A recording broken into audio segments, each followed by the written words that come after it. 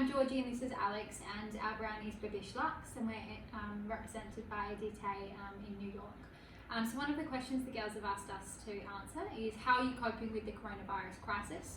Our business has been affected quite a bit by the virus. Our peak season in Australia is now.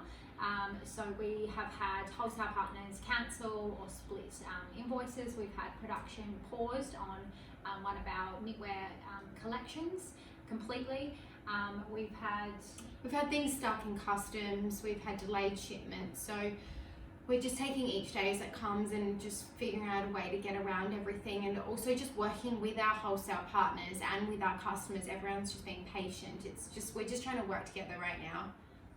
Yeah, so I guess the status of our orders for Australia have been either pushed out. We've also, as a short-term solution, are offering a drop shipping option.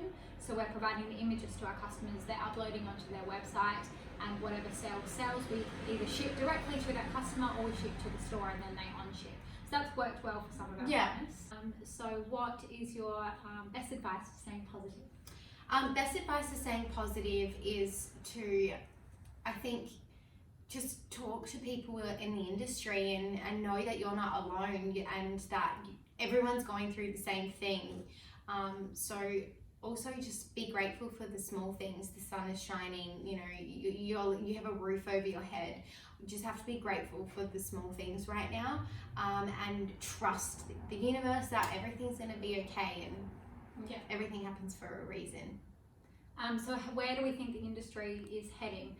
I mean, we've been talking for a long time about how deliveries are sort of all over the joint. So winter is being delivered in pretty much the peak of summer and vice versa. Well, just also showing collections.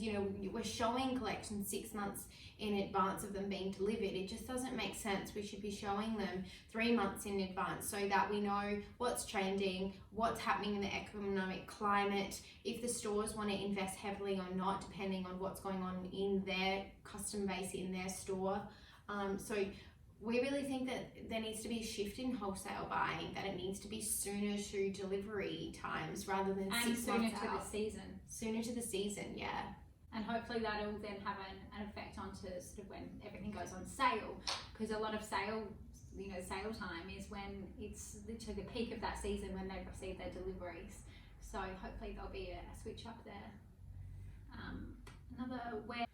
How are you approaching future seasons differently? And what kind of production delivery canvases make sense to your business?